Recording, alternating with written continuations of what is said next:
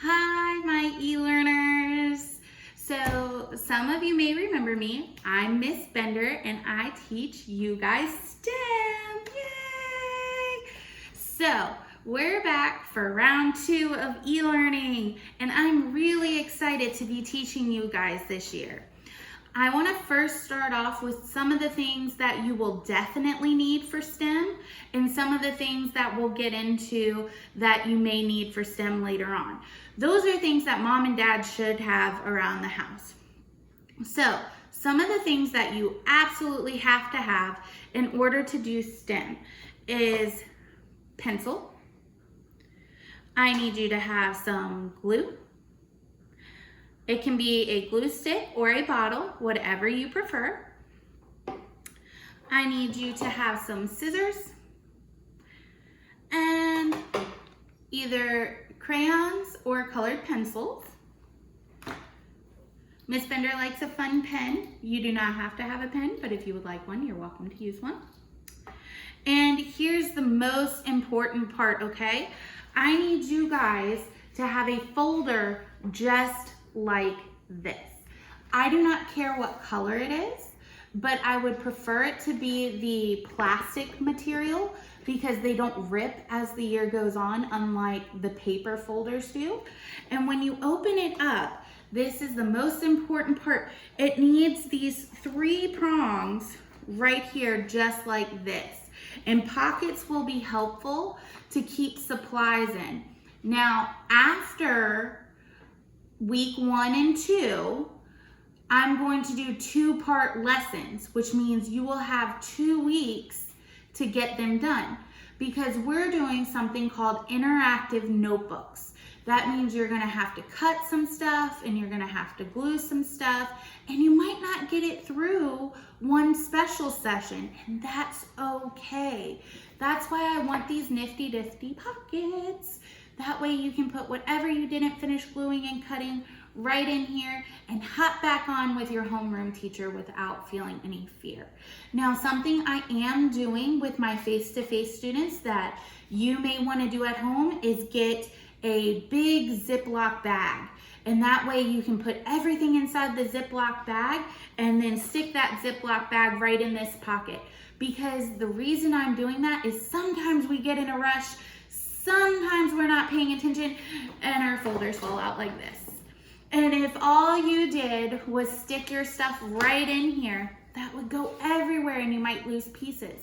But if you have it in a Ziploc bag, you will be okay and it'll be a quick cleanup. Now, something else that is a must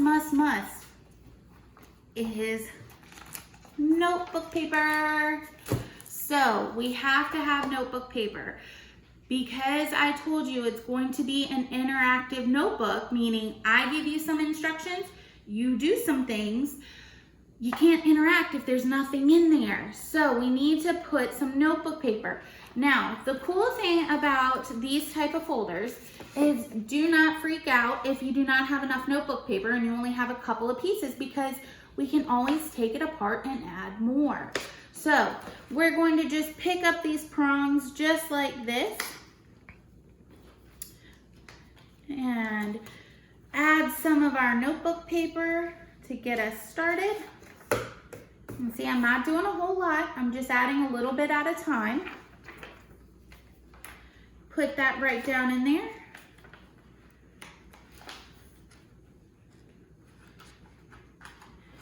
And put your prongs through the metal circles that they have in the paper and smash them down. Now, here's my recommendation to you. Sometimes students like to start on this side and work backwards. My recommendation to you to make your life so much easier if you need to add paper is the side that has the prongs sticking through it needs to actually be the back. That way you're writing this way throughout your notebook, and if you have to add more, you won't have to rearrange all your papers, okay? It'll be super easy to add more to it. Now, Miss Bender's interactive notebook is actually going to be a composition book. And this one I have here is for kindergarten. So you will put your grade level on there and you will tell me what you want to do. And what's really cool is that very first page is your page. You design it however you want to. If you like Mario Kart, put Mario Kart. If you like Fortnite, put Fortnite. If you like basketball, put basketball. It's your page to be creative and to show who you are, okay? Now, in the instance we end up meeting again face to face, I would love to see your interactive notebooks and your pages. This is one way you're going to get a grade for me.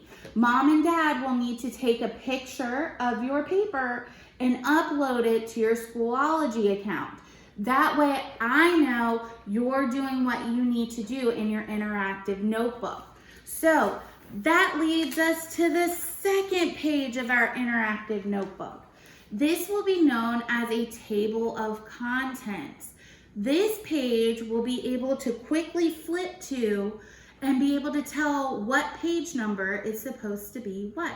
For instance, the very first one for my kindergarten book is called What is a Scientist and What is a Journal?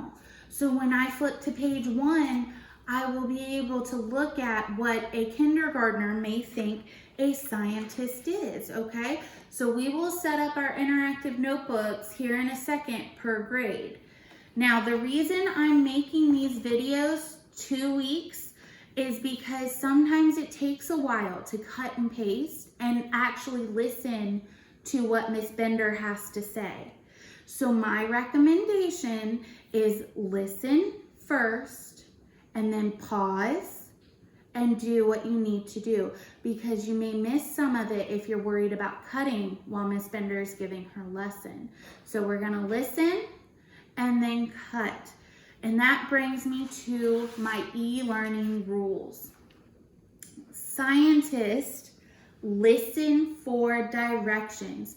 So while you are learning, I would appreciate you watch my video and really pay attention to what I'm saying and watch what I'm doing, and then go back and try it on your own with pauses, okay? That's why I'm giving you 2 weeks. You get 2 weeks to do this part and each lesson after this.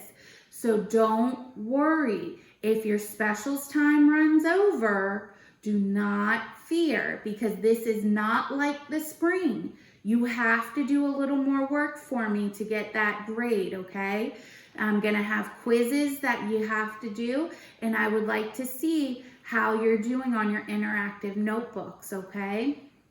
Number 2, when we do experiments, I'm gonna use stuff that you'll have around the house.